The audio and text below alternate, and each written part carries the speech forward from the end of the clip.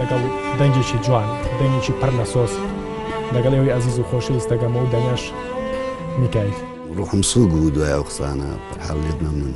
چی سەری سپی کردی؟ یعنی عیشق ئەزەلە ئەبەدی نییە. 5 جار تۆ پرۆسەی هاوسەرگیری و کردو. هەر کەس بتوانێت لەگەڵ من بژی دەبێت جایزەی نۆبێلی دەنێ. ئێستا عاشق نیت؟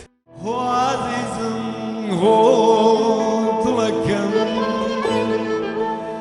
سردە بۆ دارودا دەبم دنیا بە هەر پێ دەگەم دڵم مەشکی بەو یارە گشتی؟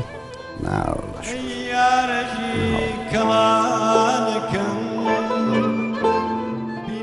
هەمیشە تووشی ترسێک مەکەی کاڵی نەخۆشیێکم بۆ دێتەوە ئاوا یەو نەخۆشیە نۆرماڵ نییەوەیە من دەتوم. ئەگەر هەمان پرسیار لەگەڵ لە تۆ بکەم و پێت بڵێم لەگەڵ دووکەڵەکە چۆنیت؟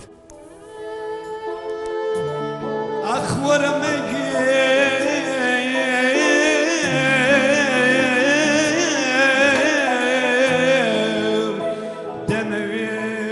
پرسیارێکی تایبەترەکەم هیوادارم لە ڕووی یاساییەوە ئیشکالمان بۆ دروست نەبێ. بە گۆڕی شەهید قاسم لوینە بە گۆڕی هەرتی شەیدی کوردستانەنە. جارێکی ترە بیتەوە بە پێشمەرگەی دیموکرات؟ دەسێ هەبووە لە کوشتنی کەساتۆ؟ ناتوانم لێرە زۆر بە وردی پچمە ناوی. هیچ سەردەمێک هاوسەری خانمە هونەرمەند لەیلا فەریقی بووی؟